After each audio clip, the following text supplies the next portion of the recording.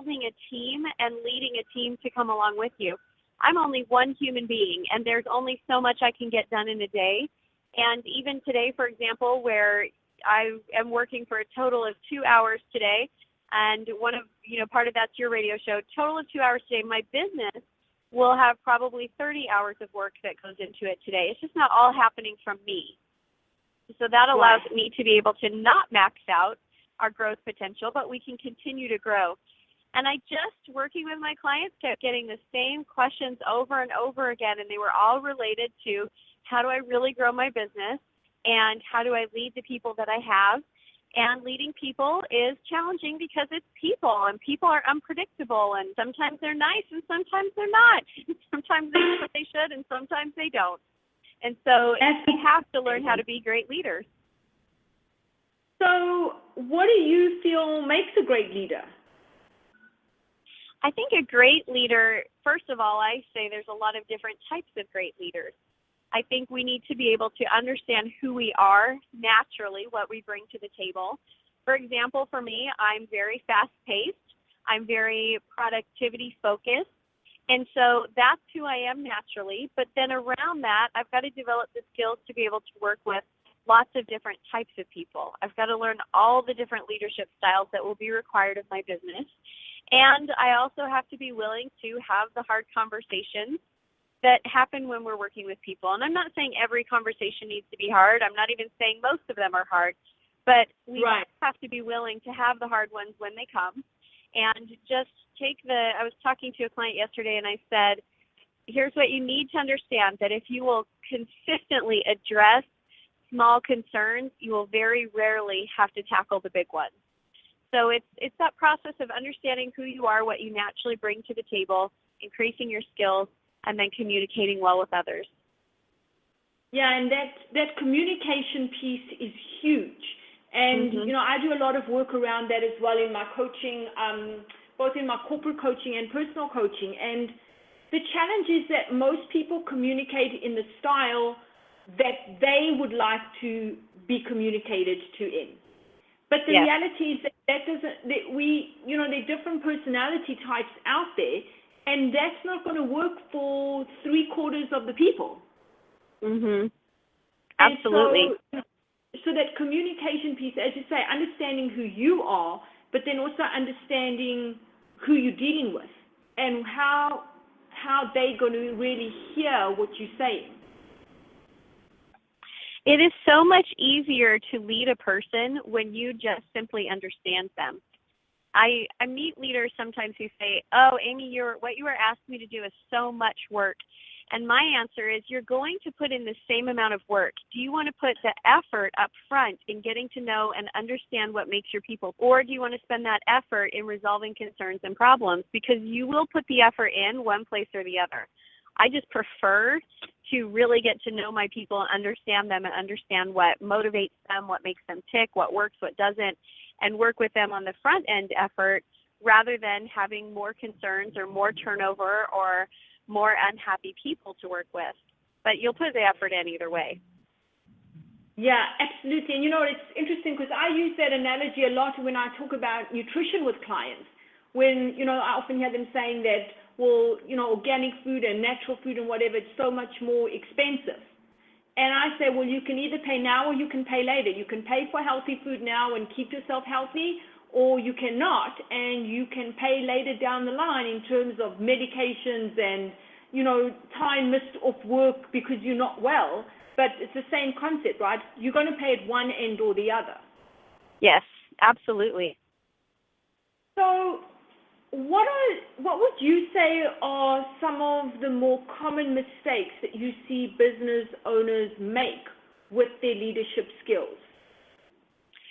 I think one of the most common is that attitude that if you can do it on your own, you should, because it saves us money, right? Well, it really doesn't. The truth is, you need to be spending, as a business owner, you need to be spending your time on the things that are going to generate the most income coming into the business, or else driving the strategy and managing the people who bring the most income into the business. And so the idea of, well, if I can do it myself, I should, that is wrong. Your goal is to get yourself out of those day-to-day little task type projects that you have in order to spend the most amount of time in the most productive areas of your business. And hiring quickly, now I'm not saying hire unwisely. Really think it through and figure out what are the areas that we need to hire in the most and be very willing to hire them out. I have a client that is trying to run a struggling business and was telling me last month that he's cleaning the toilets at his business. I'm thinking, why are you cleaning the toilets at your business? You need to be out creating new partnerships with other ventures that could support you in business, and you could cross-refer clients to them. Why in the world would you be spending time cleaning your toilets? But that's the thought process is, I can't afford to pay anyone to do it, and it needs to be done, so I'll just do it myself. That's, I would say, one of the biggest leadership mistakes we make. Number two behind that would be hiring the wrong people. It is expensive to hire the wrong person. And I know sometimes we feel like, but we just need someone in this position. We just need someone right now. And if you're hiring from desperation, your chances of getting the right are not great. So take your time. It is much better to spend 2 weeks or 2 months finding the right person than it is to cycle through bad people for the next 2 years. So that's really crucial there. So in your book, Walk Your Talk, you speak about 6 crucial leadership roles. Mm-hmm. Can you describe those to our listeners? I would love to. I think it's important to understand that we all have a natural leadership style, something that it comes naturally to us, it works for us, and we've been doing it probably for years. So as I'm describing these, I would suggest listen and even write down which leadership style do you have, but understand that you will need to develop all of them. So the first leadership style is the cheerleader. And I call this chapter in the book, it's back to school, because we use common personalities that all of us who went to American high schools understand. So the first one is the cheerleader. And that's the person who is going to cheer on their team. They're going to be encouraging. They're so great at being positive. It doesn't matter what's going on. They're going to be there. They're going to be in your corner, and they're extremely loyal. It's a great leadership style for people who their love language is words of affirmation. And it's a great leadership style when you have temporary challenges that you kind of just have to suck it up and work through. For example, maybe you're running a sales team and the lead flow right now is not hot and they're not converting well, but give it a couple weeks and that's going to turn around. It's a great leadership style. The challenge can be when you stay in that style too long. Sometimes it's really annoying to people. Like, I am having legitimate problems. I don't need you to tell me that I'm great and it's all going to work out fine. I need you to tell me what to do. And they're not always as great at solving the problem, but they're great at cheering you on. The second style is the quarterback. And the quarterback is the one who is willing to get in the game. They're willing to do whatever it takes to create a win for the team. If that means they need to run, they'll run. If they need to pass, they'll pass. But they're going to be in the game, on the floor, with the team, working. The great thing about the quarterback is they're not above anything in the business. They're willing to jump in wherever needed. My sales team needs help. I can get on the phone and make some calls. My marketing department needs help. Let's sit down and have a meeting. What can I do? Where can I reach out to these people? Can I make these calls? So it's good for a mid-level company. The challenge is if you stay in that style all the time, you become a bottleneck for a company again because you get spread too thin and you're not necessarily developing strong leaders in your organization who can do it on their own because you jump in to save them every time times get rough. The third style is the coach, and the coach is going to stand on the sidelines, but they're very aware of what's going on in the game. They know the strengths and weaknesses of the people around them. They're creative at moving people around. They're creative at mixing things up so that they can create a win for the team.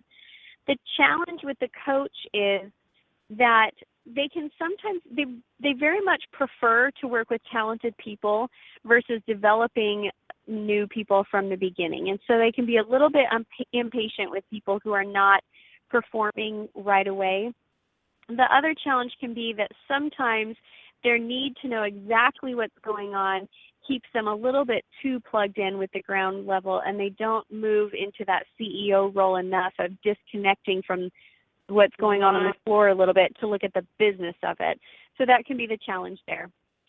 And then the fourth style is the teacher. The teacher loves to train. They love to develop. They love to bring in new people and teach them the skills. They make phenomenal corporate trainers, and they're very good at teaching the skills in the process. Their weakness can be that sometimes they are slow to fire because they feel like it's a personal failure. It reflects badly on them if someone on their team didn't make it.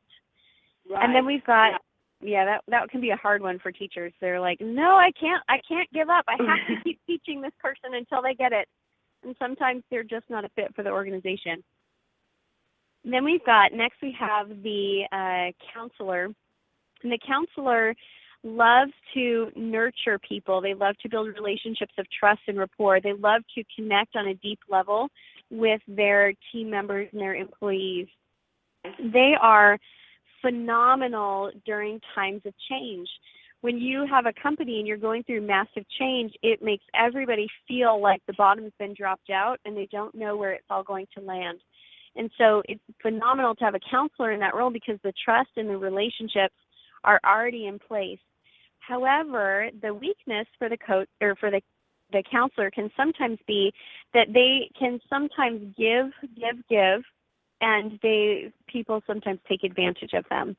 They also can be slow to fire, but they are slow to fire more because they worry about what will happen to the other person. But they have 5 children, but, I know that their mom has been in the hospital and out of the hospital, and I just feel so badly. What's going to happen to them? And they worry so much about the other person that they sometimes can create a space for people to underperform because they're more concerned about the person than they are the productivity. Totally. And the sixth style is not so much a natural style as it is a learned one and an earned one, and it's the principal role. So if you think about in a school situation, principals usually started out in some other role, and then they worked their way up to the principal. But the principal has the job of not just caring about what's going on at the ground floor, which is, the customers and the people on the team. They also get to look at dollars and cents and, make some tough calls. Sometimes as a principal, you've got to make tough calls. That might mean making layoffs.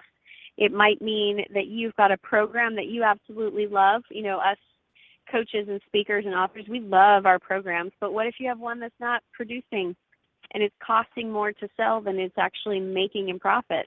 You have to be willing to cut those things out and to prune the business. So the principal, the strength is that they really are looking at every area of the company and making sure that it's all working together, that different branches are communicating well with each other, and that there's a good strategy to move forward. The weakness can be that if you were hired from the outside, you didn't really learn everything that was going on, so you may be a little bit out of touch with some of the areas of your organization. And the other weakness can be that if you don't have good reporting, you could even if you did grow your way up, just because you were in that position 5 years ago doesn't mean it's still the same now. So you have to make sure you have really good reporting and communication so that you're always aware of what's going on the ground floor. That is amazing, Amy. And you can so see how, as you said, you need to be all of those things. Mhm. You do. And the beautiful part about leadership is a learned skill. We all come out of the womb as babies who are just trying to figure out how to maneuver our own bodies. Leadership is just a skill that you learn. And my book is really just another tool to be able to help you see it more clearly and say, okay, I'm going to work on this week stepping into the coach role more. I can tell that my business needs that. Or I can tell that with this client, they need me to lead them as a cheerleader right now.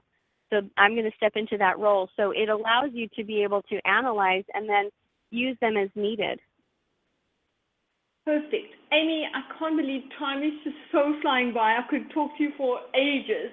So I want to just ensure that our listeners know where they can get your book and how they can connect with you. The best way to get the book, if you want to buy it in bulk, you can buy it on my website. We do have bulk pricing. But if you're just looking for onesies and twosies, I would definitely recommend go to Amazon.com. You can